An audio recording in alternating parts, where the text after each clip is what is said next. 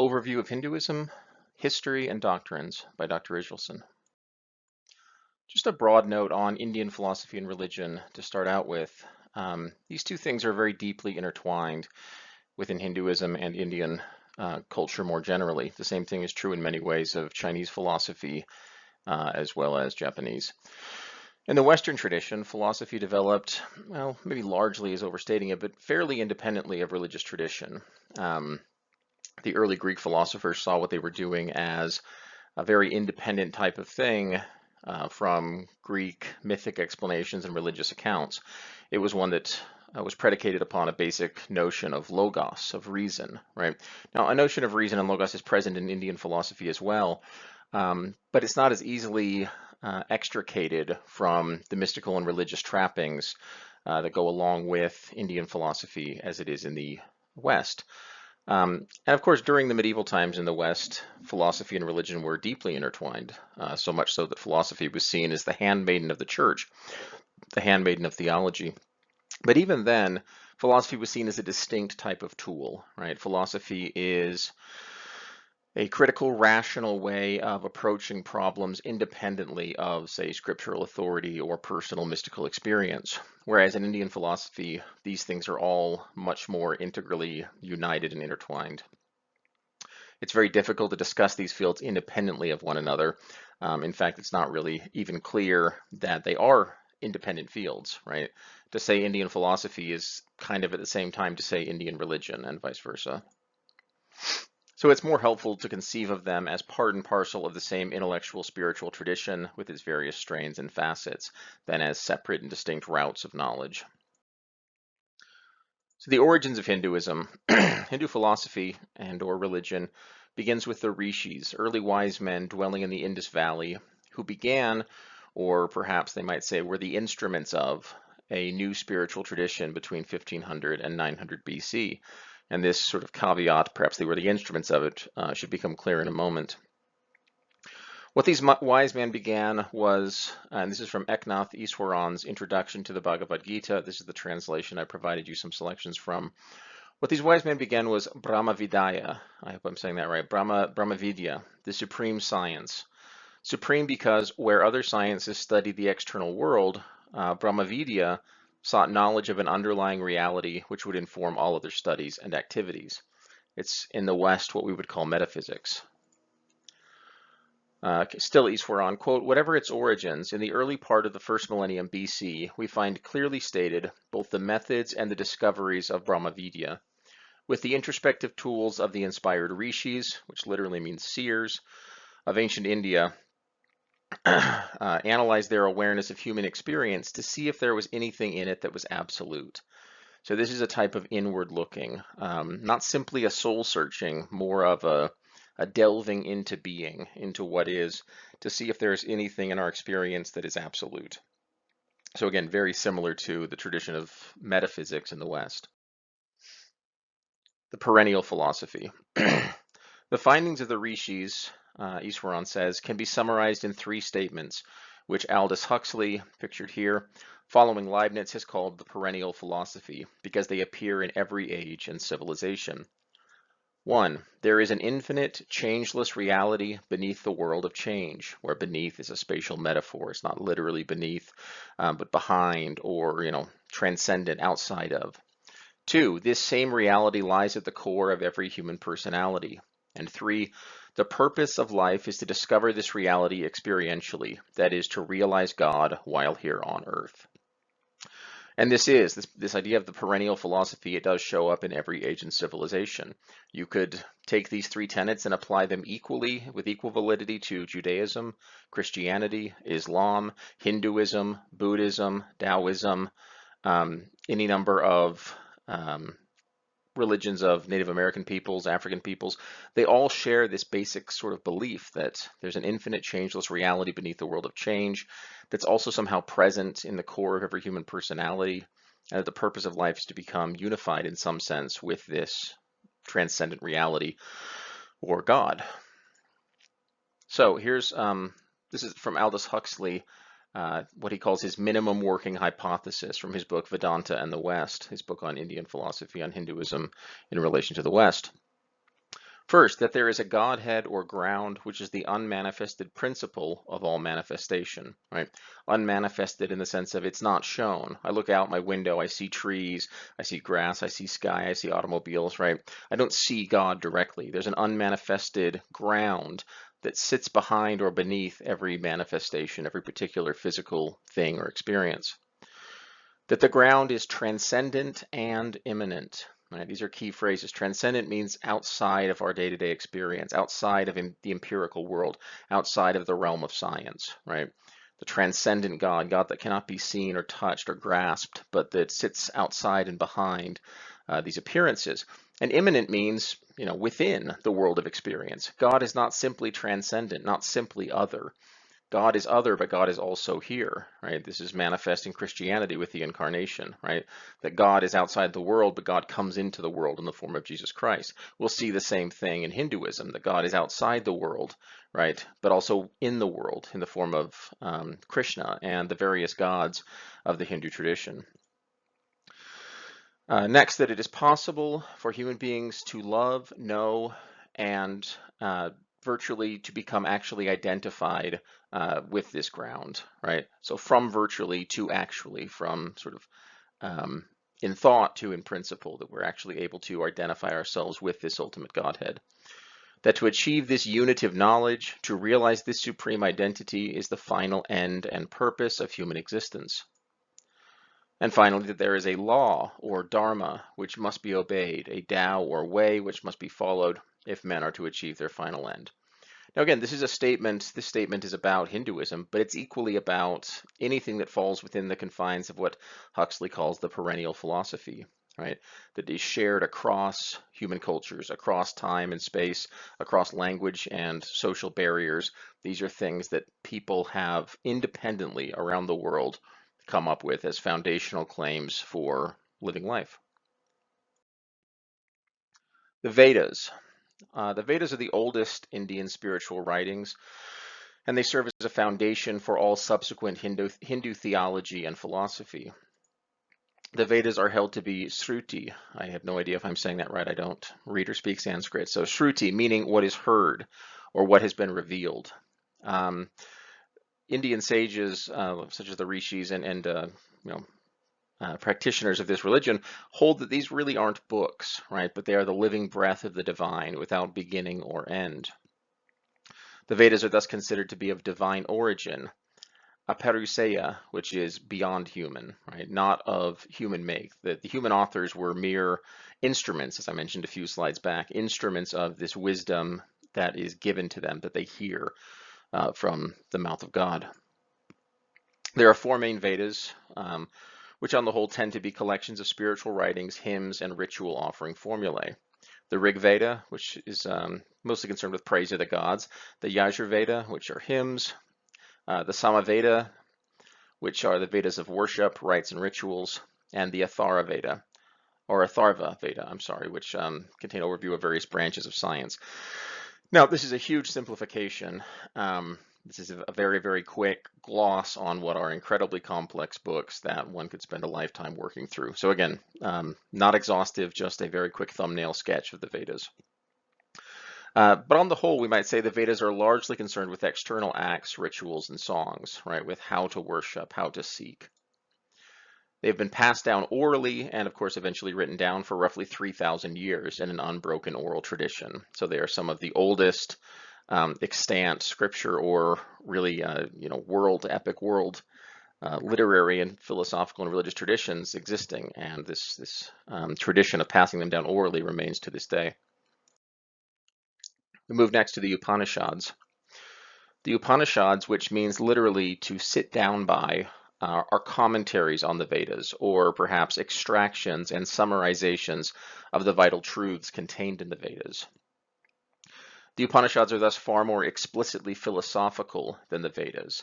The Vedas are labyrinthine and long and often formulaic in the form of songs and rites of worship. The Upanishads are more like philosophical treatises. They are an attempt to glean the sort of half-buried insights and divine truths that were revealed to these rishis and systematize them and think about them more philosophically. The Upanishads are a development of Indian spirituality in that sense, away from the more external cast of the Vedas towards an internalization of divine truths. Similar to the idea of Christianity focusing more on internal character and disposition as opposed to external law, so the relation between the New and the Old Testament. Something similar is going on here. Again, it's a metaphor and hence imperfect, but something similar is going on with the Upanishads in relation to the Vedas. It's an attempt to grasp the inner meaning for our lives of the divine utterances that are kept alive by the rishis in the Vedas. So major themes of the Upanishad include the centrally important notions of Brahman and Atman. These are the two words that I believe are the most important words to grasp, to understand, at least basically in Hindu philosophy and Indian philosophy. So we're going to be spending a lot of time on these ideas, Brahman and Atman. I'll define them shortly. And there's a focus on a renunciation of the world, right? Where the Vedas are more focused on forms of worship, on hymns of praise to the deities. The Upanishads are focused on a type of inward turning, a renunciation, meditation, grasping the spark of divinity within us, and inward turning in that sense. So it's often called the way of contemplation and inner experience as opposed to outer worship.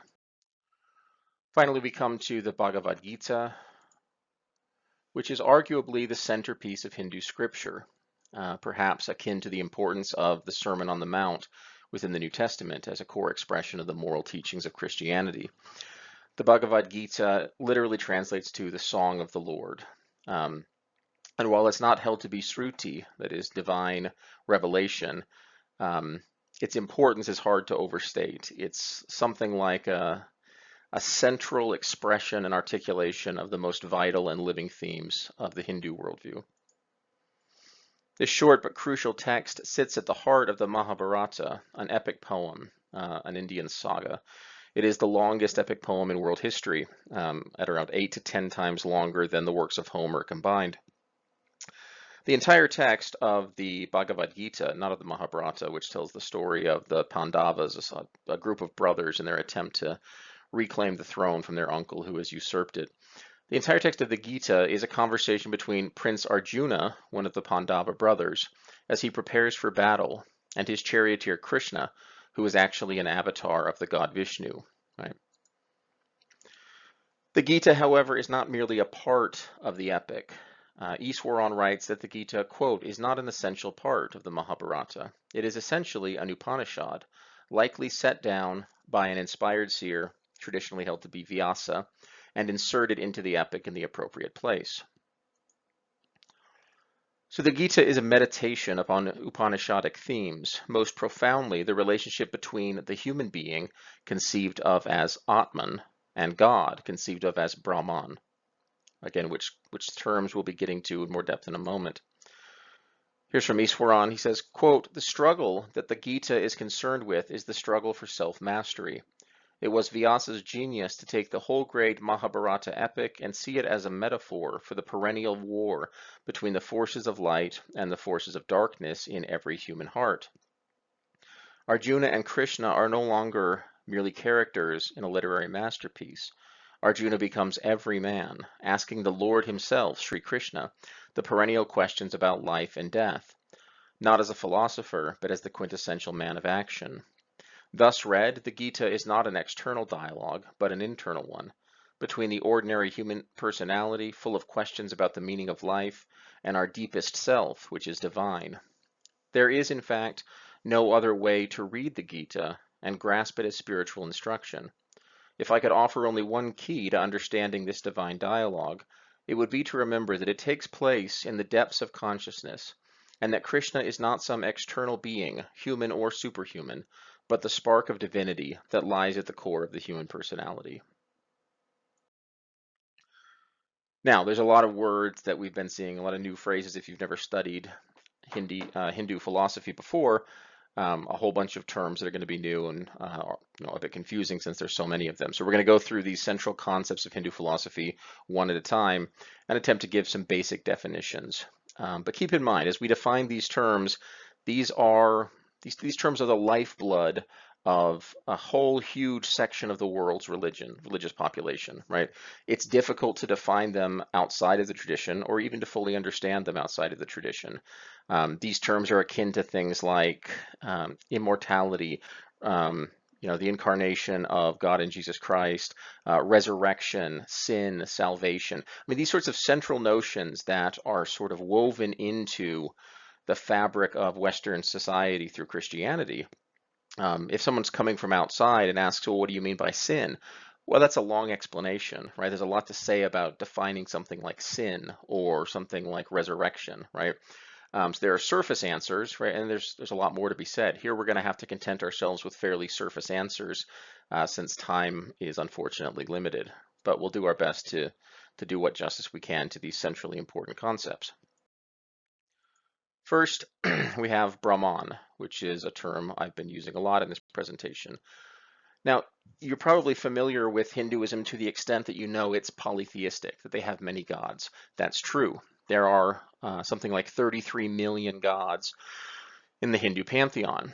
But all of these gods, as well as every human being, is ultimately an expression of the underlying divinity, the underlying deity, or the underlying reality, which is Brahman. Brahman is God. Ultimately, Hinduism is a monotheistic religion. There are many gods, but there is only one capital G God. In this way, we might think of the gods of Hinduism as more akin to, say, angels in the Judeo-Christian Islamic tradition, right? Ultimately, God is one, reality is one. Brahman is the name of that ultimate reality. Atman, the other key, these are the two most important terms. The Atman is the soul, the human soul, the true self. And the key and fundamental insight of the Upanishads, and to an extent the Gita as well, is that Brahman and Atman are the same thing. I'll say that again. Brahman and Atman are the same thing. The self, the soul, the true self, is ultimately Brahman, God and ultimate reality. They are not different. There is no distinction between the true self and God. We are all emanations of the divine, part of the divine. And we'll see how that works and is fleshed out in details when we get to our sort of close look at various chapters and arguments of the Gita. Next, moksha. Moksha is reunification with God. So if you're familiar with the term nirvana, not Kurt Cobain's band, but nirvana, the concept of Buddhist spirituality whereby one escapes from the cycle of life, death, and rebirth, that is a sort of derivative concept taken from moksha. Buddhism is an offshoot of Hinduism, and moksha is this notion of, escaping from the cycle of reincarnation, of life, death, and rebirth, and being reabsorbed, that's probably the wrong word to use, but reunited with Brahman. Next, Maya. Maya is the illusion of the material world, the physical world that we live within, that we see, that we interact with on our daily lives is not ultimately real. It's an illusion. It's a partial truth. It's a fragmentary and disjointed, whirling series of events. The real reality is Brahman, which lies behind this changing and surface world. Samsara is the cycle of life, death, and reincarnation that we hope to escape in order to reach moksha. Karma, this is the one you're likely familiar with, the cosmic law of moral balance, the idea that our actions have eternal moral consequences and that nothing is, as it were, a matter of indifference to Brahman or to the nature of the universe. Dharma, which is duty. That's the simplest explanation or translation of this word. It's duty, but it's a duty that has very particular social and political implications. The duty you have personally, familially, and in terms of the caste you are a part of. We'll speak about the caste system later on, but people's duties in traditional Indian religion are highly dependent upon what rung of society's ladder they occupy, what class they were born into. That's what's going to shape the nature of their particular duties. Finally, we have yoga, and yoga, of course, brings to mind the exercises, the stretching poses that people do. And that's one part of yoga. That's a particular form of yoga. But more broadly, yoga simply means disciplined action. So there are yogas for all sorts of disciplines, mental yogas, physical yogas, spiritual yogas, whereby we discipline ourselves in action and become effective in action. So these are, again, there are more concepts in this, but these I think are the 8 concepts that are really helpful in understanding and getting into a basic headspace here to grasp what Hindu theology and religion tells us or argues, right? And again, I mean, it's really hard to appreciate this if you're not from this tradition, but these terms would be as familiar to, a devout Hindu child as, basic bits of Christian terminology would be to a young Christian child. These are just, the basic concepts of life that animate the Hindu religion.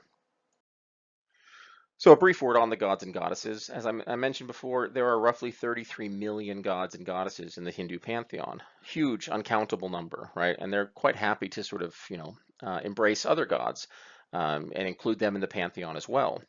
The reason for this is not that, it's not a lack of critical thought about the nature of the deities, right? It's rather the idea that all of these deities, just like all of the people in the world, are fundamental expressions or individual expressions of the ultimate reality, right? So yeah, I mean, if ultimately God manifests God's self in many ways, why wouldn't there be a huge number of deities? 3 of the most centrally important deities or gods are Brahma, not Brahman, Brahma, the creator, who created the world, Vishnu, the preserver, who keeps the world going, and finally Shiva, the destroyer, who will bring ruination to the world. There are also angelic beings known as devas, as well as nature spirits called yakshas. So they have a very rich sort of quasi-mythical pantheon here, but we shouldn't let this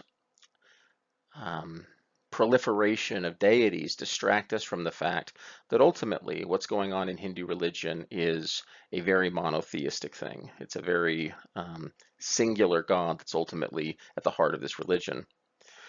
As I've said, all these deities are just so many manifestations of Brahman. So we're going to look really briefly here at the story of Shvetaketu. This is from the Chandogya Upanishad, and it's one of the best articulations of the relation between Brahman and Atman. So we'll just read this. Shvetaketu was Udalaka's son. When he was 12, his father said to him, "It is time for you to find a teacher, dear one, for no one in our family is a stranger to the spiritual life." So Shvetaketu went to a teacher and studied all the Vedas for 12 years. At the end of this time, he returned home, proud of his intellectual knowledge. "You seem to be proud of all this learning," said Udalaka, "but did you ask your teacher for that spiritual wisdom which enables you to hear the unheard, think the unthought, and know the unknown?" "What is that wisdom, father?" asked the son. Udalaka said to Shvetaketu, "As by knowing one lump of clay, dear one, we come to know all things made out of clay, that they differ only in name and form, while the stuff of which all are made is clay.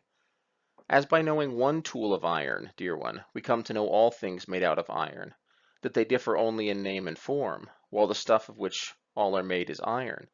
So through spiritual wisdom, dear one, we come to know that all of life is one." Okay, all of life is one. "My teachers must not have known this wisdom," said Shvetaketu, "for if they had known, how could they have failed to teach it to me?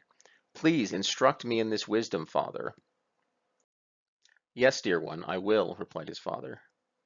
"In the beginning was only being, one without a second. Out of himself he brought forth the cosmos and entered into everything in it." Right? The parallels here with creation ex nihilo in the Judeo-Christian tradition are very obvious, right? "There is nothing that does not come from him," him meaning being, right? The ultimate reality. "Of everything, he is the inmost self. He is the truth, he is the self supreme. You are that, Shvetaketu, you are that." Let us start with sleep. What happens in it? When a person is absorbed in dreamless sleep, he is one with the self, though he knows it not. We say he sleeps, but he sleeps in the self. As a tethered bird grows tired of flying about in vain to find a place of rest, and settles down at last on its own perch, so the mind, tired of wandering about hither and thither, settles down at last in the self, dear one, to whom it is bound. All creatures, dear one, have their source in him. He is their home, he is their strength. When a person departs from this world, dear one, his speech merges in mind, his mind in prana, which is breath or life force, vital essence. Prana in fire and fire in pure being, right? So a sort of ascent of the soul through these various levels of relative impurity until we're reabsorbed in pure being. There is nothing that does not come from him. Of everything, he is the inmost self. He is the truth. He is the self supreme. You are that, Shvetaketu. You are that. Let's pause here a moment and think of the analogy of the bird who flies hither and thither looking for a place to rest, right? This is the human condition. We go from one thing to another, seeking rest, seeking happiness, seeking fulfillment. We seek it in money, we seek it in fame, we seek it in pleasure, we seek it in whatever it might be. We look to distract ourselves, to forget ourselves, to enjoy ourselves, but full contentment never comes, right? At least not through any material means. No matter how much food I eat, I always have to eat more. No matter how much pleasure I achieve or enjoy, there's always more to be had, right? There are always new things on the horizon demanding my attention, and so we run ourselves ragged, attempting to wring every last drop of pleasure out of the fruit of the world, right? And thus we sort of waste away, right? Seeking and seeking and seeking and never finding. So what we need to do is recognize that the true self, right, the actual self, is not this body that I happen to have, not this set of desires that I've inherited, but the self supreme, being, oneness, right? That's what we are. We are that. So to pick up at the bottom here, please tell me, Father, more about this self. Yes, dear one, I will, Uddalaka said. As bees suck nectar from many a flower and make their honey one, so that no drop can say, I am from this flower or that. All creatures, though one, know not they are that one. There is nothing that does not come from him. Of everything he is the inmost self. He is the truth, he is the self supreme. You are that, Shvetaketu, you are that. As the rivers flowing east and west merge in the sea and become one with it, forgetting they were ever separate streams, so do all creatures lose their separateness when they merge at last into pure being. There is nothing that does not come from him. Of everything he is the inmost self. He is the truth, he is the self supreme. You are that, Shvetaketu, you are that. So what we have here on the right is the Om, which is the symbol of the sound of the universe, the sound of unity permeating through all apparent difference, right? This is a really beautiful idea and a beautiful passage, right? That Shvetaketu, right? He is not ultimately this particular being, that you are that Shvetaketu. You are the self supreme. You are the inmost self of being, the truth. Please, Father, Shvetaketu continues, tell me more about this self. Yes, dear one, I will, Uddalaka said. As the rivers flowing east and west merge in the sea and become one with it, forgetting they were ever separate rivers, so do all creatures lose their separateness when they merge at last into pure being. There is nothing that does not come from him. Of everything he is the inmost self. He is the truth, he is the self supreme. You are that, Shvetaketu, you are that. Please, Father, tell me more about this self. Yes, dear one, I will, Uddalaka said. Place this salt in water and bring it here tomorrow morning. The boy did. Where is the salt? His father asked. I do not see it. Sip here. How does it taste? Salty, Father. And here and there. I taste salt everywhere. It is everywhere, though we see it not. Just so, dear one, the self is everywhere, within all things, although we see it not. There is nothing that does not come from him. He is the truth. He is the self supreme. You are that, Shvetaketu. You are that. Now, it's obviously, the major idea here is being repeated in every stanza, and it's on purpose because it's difficult to detach ourselves from our own particular situation, from our own particular desires, from our own particular body. One might say, oh, sure, in theory that might be true. Well, it can't just be true in theory, right? Shvetaketu has to internalize this message and realize what he truly is, and it's a difficult thing to do, hence the repetition. So the ultimate upshot here, or insight, Brahman is Atman. You are that. The ultimate Godhead is identical to the true self, the self supreme. Okay, armed now with some basic insights and ideas into, Hindu spirituality and religion, we turn to the Bhagavad-Gita itself. Chapter 1 sets up the dramatic setting. It sets the stage for us. Prince Arjuna is in turmoil. His duty, his dharma, has led him to array his armies, along with his brothers, his 6 brothers, the Pandavas, in battle against the armies of his cousins and kinsmen, the Kauravas, who are unlawfully keeping the throne from the Pandavas, the rightful rulers. Seeing the faces of his beloved uncles, cousins, and friends in the opposing armies, however, Arjuna's resolve falters. He turns to Krishna, his charioteer and moral guide. Right now, a charioteer is a rather lowly position. This is an incarnate God, right? Much like Jesus Christ is held to be an incarnate God, so too Krishna is held to be an avatar of Vishnu, and even more centrally, as we'll see, an avatar of Brahman, of God, the true self. So Krishna's taken this lowly position as a charioteer out of love for Arjuna. Arjuna says, "O Krishna, I have no desire for victory, or for a kingdom, or pleasures. Of what use is a kingdom, or pleasure, or even life, if those for whose sake we desire these things, teachers, fathers, sons, grandfathers, uncles, in-laws, grandsons, and other family ties, are engaging in this battle, renouncing their wealth and their lives? Even if they were to kill me, I would not want to kill them, not even to become ruler of the 3 worlds. How much less for the earth alone?" Arjuna goes on to worry that social chaos will follow from what must surely be a great violation of Dharma, killing one's own relations. Arjuna's situation is infinitely understandable. We can commiserate with him. This would be a terrible position to be in, right? So of course, we understand and we empathize with Arjuna in this moment. He's shown forth not simply a warrior's bloodlust, but the love of a kinsman and a friend for those people that his duty leads him to fight against. It says, "Overwhelmed by sorrow, Arjuna spoke these words, and casting away his bow and his arrows, he sat down in his chariot in the middle of the battlefield."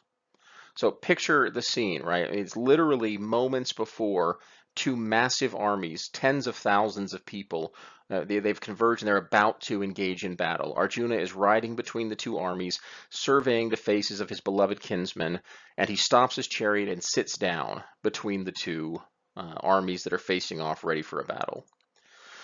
The setting is hugely important, right? I mean, and if you stop to think about it, battles don't just stop, right? They don't pause so that someone can engage in soul searching and dialogue. These armies are ready to go. The stage has been set for years for this final battle, for this war to decide the fate of the kingdom. Everybody's ready to go. They're not just going to say, well, Arjuna's got to do some thinking here, right? So we can understand this setting at least partially metaphorically, right? This is a metaphysical quest for understanding in the face of life's inexplicability and pain.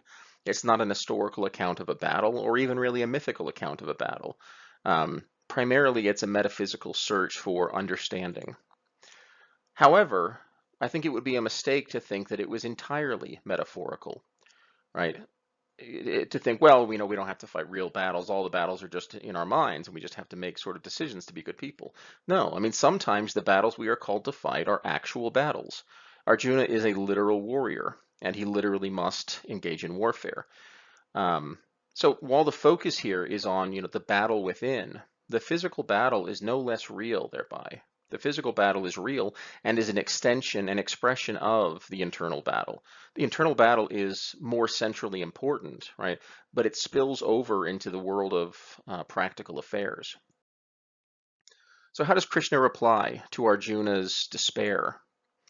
I think to a first-time reader, Krishna's reply is surprising. It certainly was to me when I first read this many years ago. As an incarnation of the god Vishnu, the preserver, right, the kind of loving, caring god, we might expect Krishna to applaud Arjuna's unwillingness to participate in the battle as the proper moral response. To say, good, you've seen past the need for war and so on and so forth. You're enlightened. But that's not what he says, right? That is not the case. Here's what Krishna says. Recall, the incarnation of God. Krishna says, "This despair and weakness in a time of crisis are mean and unworthy of you, Arjuna. How have you fallen into a state so far from the path to liberation? It does not become you to yield to this weakness. Arise with a brave heart and destroy the enemy." Now again, I think that to a first-time reader, this is surprising, especially when we know a little bit about Hindu philosophy, which focuses heavily on detaching ourselves from worldly concerns, upon identifying ourselves with our true self, right? The internal Atman, which is identical to God. Why would Krishna be encouraging him to go to war? Isn't war one of the paradigmatic, external and empirical concerns, right? War is what people fight for: gold or for honor or fame or power or pleasure, right? War would seem to be the furthest we could possibly get from liberation, right? From a true recognition of our true state. And yet, Krishna castigates him. He chastises him. He says, "How have you fallen into a state so far from the path to liberation?" Refusal to participate in the battle is not liberation. It's far from the path to it. Arise with a brave heart and destroy the enemy. Okay, well, what does he mean? Why is this his reply? In what follows, we will work through chapter 2 of the Gita, which touches upon all the major themes of the book. The book itself, we're not reading the entirety of it. We're simply reading chapters 1 and 2 and chapter, I believe, 11, the Cosmic Vision. So in what follows, we'll just work through chapter 2. I encourage you to read the entire Gita. It's not very long and it's very well worth your time. But chapter 2 is really the chapter to look at if you want a kind of succinct overview of the general themes of the book. Krishna begins by reminding Arjuna some basic truths. His problems, Krishna reveals, stem from his ignorance and forgetfulness of his true nature. So Arjuna asks Krishna to instruct him as his guru or spiritual teacher. And this is a central theme of Hindu thought, that in general, one can't simply attain to these truths on one's own. One has to have a teacher, someone who can guide them to these truths. And that's true even of the rishis. The rishis didn't do this on their own. The Shruti, the Vedas that they wrote down, were heard from God directly. So this is a transmitted religious tradition whereby the weight of authority is very strong. One can't simply reach enlightenment or attain enlightenment unless one is willing to sort of do it communally with others who are enmeshed within this tradition. So Arjuna asked Krishna to be his guide here. And Krishna reminds Arjuna of some basic truths, that the true self is immortal, the Atman is Brahman and can thus never die. Krishna says, quote, "There has never been a time when you and I and the kings gathered here have not existed, nor will there be a time when we will cease to exist. The impermanent has no reality." Right? Now our bodies are impermanent. Trees, the earth, space, and time, these things are impermanent. They have no reality. Reality lies in the eternal. Realize that which pervades the universe and is indestructible. No power can affect this unchanging, imperishable reality. The body is mortal, but that which dwells in the body is immortal and immeasurable. Therefore, Arjuna, fight in this battle. Okay, now taken on its own so far, it's still not really clear why he ought to fight. Perhaps this initial message is to say, well, don't worry, if you die or if they die, they're not really gone. Nothing can actually harm the self, and that's somewhat comforting. But surely if they die, that particular form of themselves will be gone, right? It might not be that comforting to think that the person you love, when they die, they continue on in some vague sense because you loved that person, that particular instantiation of being, right? It might have been impermanent, but it was still that face and that form that you loved, right? So we're beginning to see an answer here, but there's still a lot we don't quite know. Why is fighting in the battle the right thing to do? Well, Ishwaran points out that in opening this way, quote, "The Gita does not lead us from stage to stage of spiritual awareness." Right? It doesn't start from, basic things and lead up to this. It starts from the ultimate premise that the immortal soul is more important than the passing world. So this isn't intended to be a final answer regarding the particulars of this situation.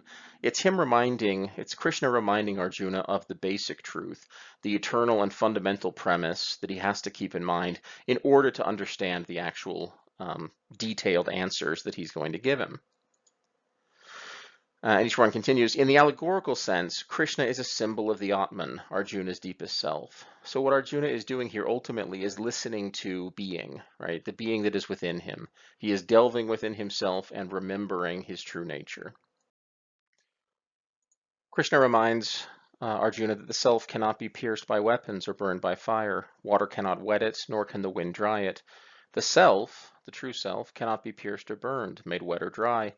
It is everlasting and infinite, standing on the motionless foundations of eternity. The self is unmanifested, beyond all thought, beyond all change. Knowing this, you should not grieve. In other words, the physical form that Arjuna currently inhabits is not his self supreme. It is one set of clothing that eventually he must shed, donning a new body, or, hopefully, breaking free of the cycle of samsara and reuniting with Brahman in moksha. So, this being the case, Krishna reminds Arjuna of his duty. Now, considering your dharma, you should not vacillate, he says. For a warrior, nothing is higher than a war against evil. The warrior confronted with such a war should be pleased, Arjuna, for it comes as an open gate to heaven. But if you do not participate in this battle against evil, you will incur sin, violating your dharma and your honor. Now, initially, it might be a little bit unclear how to reconcile these 2 points.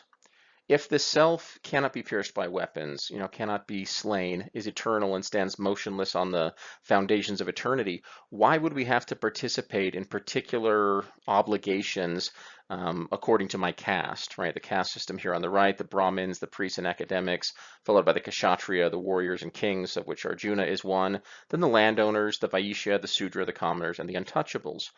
If myself is ultimately supreme and ultimately God, what does it matter whether I'm a warrior or a servant, right? A priest or a latrine cleaner? Well, the answer is ultimately it doesn't matter, right? Ultimately, the self is the self supreme. It is Brahman. But proximately or immediately, it does matter. There has to be an order and a logic and a structure to this life. The fact that ultimately I am spirit or I am Atman doesn't change the fact that we are still saddled with various duties and responsibilities in this world, right? It's necessary for Arjuna to fulfill his duty as a warrior because that's what he is. And that might seem arbitrary, oh, you're just a warrior. And it is somewhat arbitrary, but there's a logic to social relations that must be present. This is the view here. This is the Hindu and Indian view. This world must have its own coherent logic and structure. And the best way they see of doing that, or they did traditionally, is through this caste system, right? That you inherit a position that you have to occupy. But fortunately, luckily, it is not your eternal position. Yeah, right now you're a street sweeper, right? You're an outcast. But in your next life, you might be an academic. You might be a king, right? The self-supreme goes up and down this ladder based on karma, based on how one lives, how fully one frees themselves of inordinate desire and sort of sensuous affection. That's going to determine whether or not they climb the ladder or fall lower down, right? Whether they finally break free of the cycle and inherit eternal life. So one way of putting this is as follows. The fact that this particular form that Arjuna's self inhabits, a warrior of the Kshatriya caste, the fact that it's accidental to his true nature as self doesn't make it unimportant. As a warrior, he must fulfill his obligations as a warrior, right? I mean, right now I'm wearing khakis and a black t-shirt. Right now, I am not khakis and a black t-shirt, right? That's not what I truly am in my core. It's just a set of clothing I'm wearing. That's true, but that doesn't mean I should just sort of treat my clothes like crap. I should just throw, let them get dirty, never wash them. No, I mean, there still has to be an order dictating, I should keep my clothes clean. They're not the true me, the full me, but they're still something, right? So too with this life. Yes, Arjuna is not ultimately a warrior fighting this war, but he also is a warrior fighting this war, and he has to uphold his obligations to be what he is. So, to sort of summarize, the intersection of the transcendent and eternal self with the immanent and finite self is a meaningful one. Both sides of the equation are important. Arjuna has to recall his eternal nature, but he also has to do his temporal duty. Karma, yoga, and mystical experience. Krishna says, quote, "You have heard the intellectual explanation of Sankhya," which is a highly rationalistic school of Indian philosophy with which Arjuna is apparently familiar. Arjuna, now listen to the principles of yoga. By practicing these, you can break through the bonds of karma. On this path, effort never goes to waste, and there is no failure. Even a little effort towards spiritual awareness will protect you from the greatest fear. That's a very beautiful line, right? On this path, effort never goes to waste, and there is no failure. In striving for our most important end, unity with God, right, there is no failure. He says, quote, "There are ignorant people who speak flowery words and take delight in the letter of the law, saying that there is nothing else. Their hearts are full of selfish desires, Arjuna. Their idea of heaven is their own enjoyment, and the aim of all their activities is pleasure and power. The fruit of their action is continual rebirth." People who think that following merely external laws is enough, right? No, that isn't enough. It never will be. Their hearts are actually selfish. What they really want is their own enjoyment, and everything they strive, even if it's done in the guise of being externally holy, actually what they're aiming for is pleasure and power. And they'll get their reward. Their reward is continual rebirth and, a long delay in their reunification with Brahman. He says, quote, "Just as a reservoir is of little use when the whole countryside is flooded, scriptures are of little use to the illumined man or woman who sees the Lord everywhere." So here we have a sort of chastisement of reliance only on the Vedas or only on the letter of the law. That the idea here is that the Vedas are like the reservoir where water is stored, but you don't need that when the whole countryside is flooded. You can get water anywhere. So too, one doesn't have to turn to the Vedas when God is everywhere, when the world is flooded with the Lord, because then everywhere you look, you see God. So Krishna's message here in these 4 points is manifold. The first one I think we can draw from it is that salvation is not attained through argument and philosophy alone. It's not a matter of simply theoretically knowing things. 2, neither is it attained solely through reliance on scripture and the letter of the law, right? External performance of rote deeds.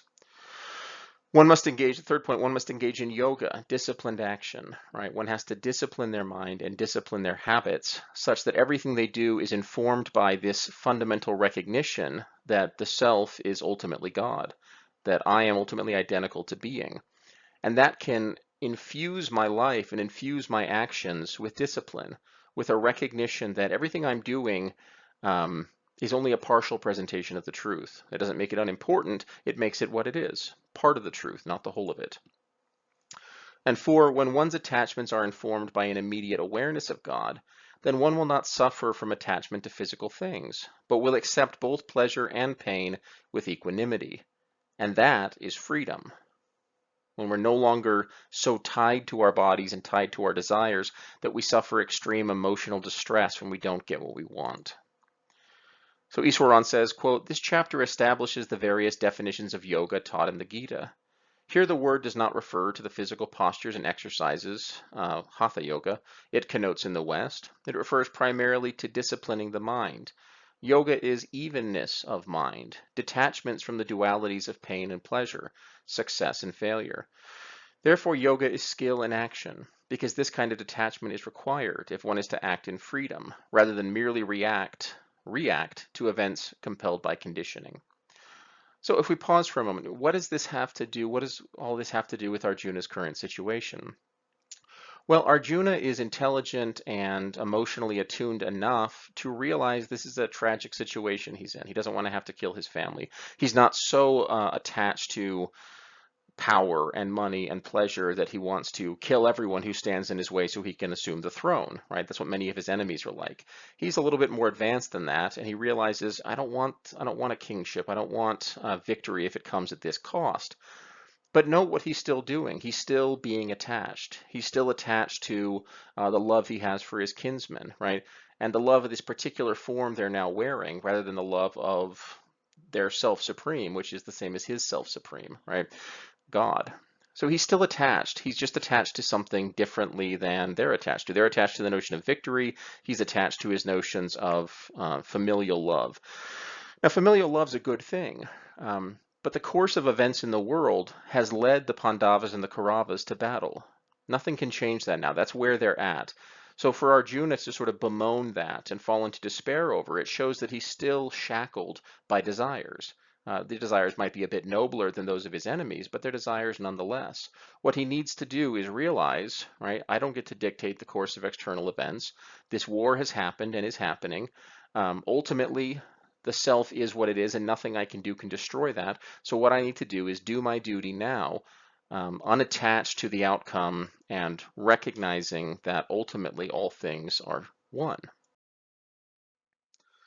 So that's what it has to do with his current situation, right? That he is still his despair is caused by an attachment, um, noble as it might be, or noble as it might seem. Now he asks a question, right?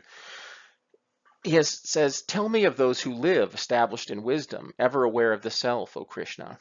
How do they talk? How sit? How move about? The consummate man of action, Arjuna wants to know how this mystical knowledge of the true self translates into daily life. This question is vitally important. Knowledge of esoteric truths is ultimately no good to us if it does not help us to lead good lives. So again, Arjuna is not a philosopher, he's not a sage, he's not a rishi, he's a warrior.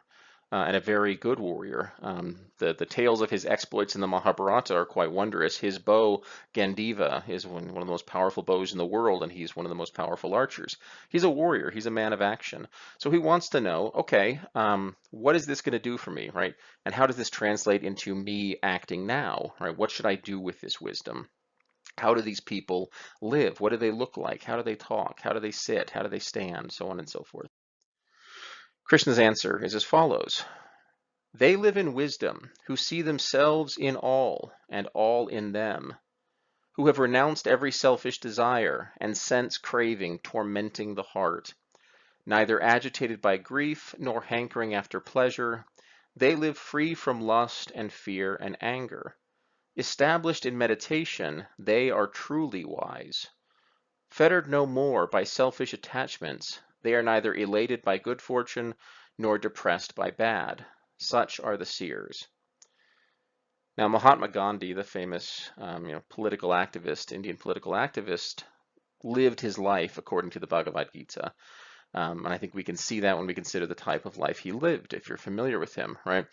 That we have to not crush the passions or do away with them fully, but recognize them for what they are. Recognize that they're not actually doing us any good.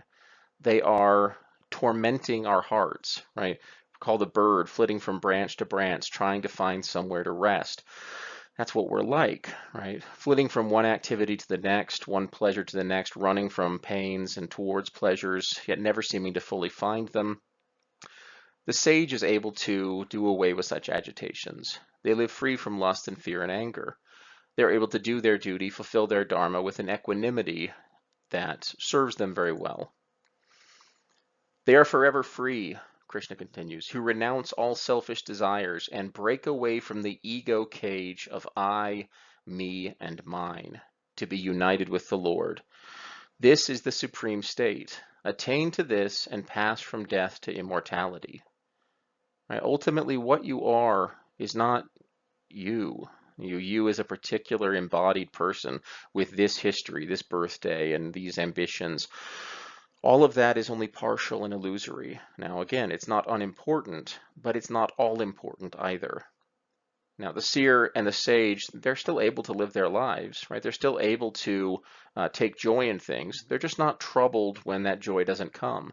They aren't pained when their expectations go awry, because they have recognized that the true self, the self supreme, is not this, right? Recall Shvetaketu. You are that Shvetaketu. You are the salt dissolved in the water. You are all things. Once you free yourself from the ego cage of I, me, and mine, you can find peace and solace. The final chapter that we looked at was chapter 11, the cosmic vision. This is the mystical culmination of the Gita, when Krishna reveals himself as eternal, uncreated Brahman.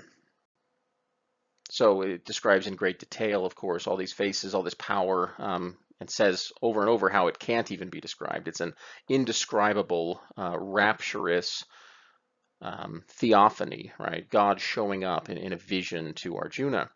When Arjuna asks the being he witnesses in this unfathomable and splendorous vision, Krishna/Brahman replies, I am time, the destroyer of all. I have come to consume the world. Even without your participation, all the warriors gathered here will die. Therefore arise, Arjuna, conquer your enemies and enjoy the glory of your sovereignty. I have already slain all these warriors. You will only be my instrument. Time will conquer all things. These things have always already happened.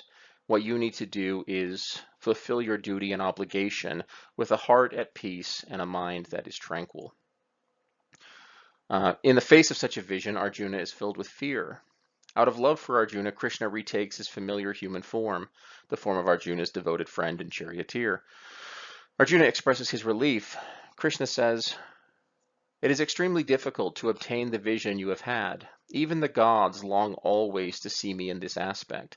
Neither knowledge of the Vedas, nor austerity, nor charity, nor sacrifice can bring the vision you have seen. But through unfailing devotion, Arjuna, you can know me, see me, and attain union with me.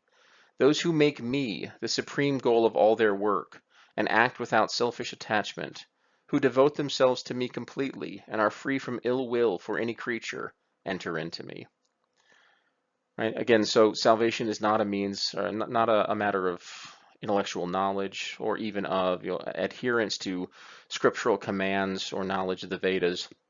It's something more internal. It's devotion, right? It's a longing and willing heart which seeks out God in all things and attempts to lose themselves in God. This is what leads to such a vision and to ultimate unity with Brahman and everlasting peace and harmony. Okay, that's it for this lecture. I'll see you next time.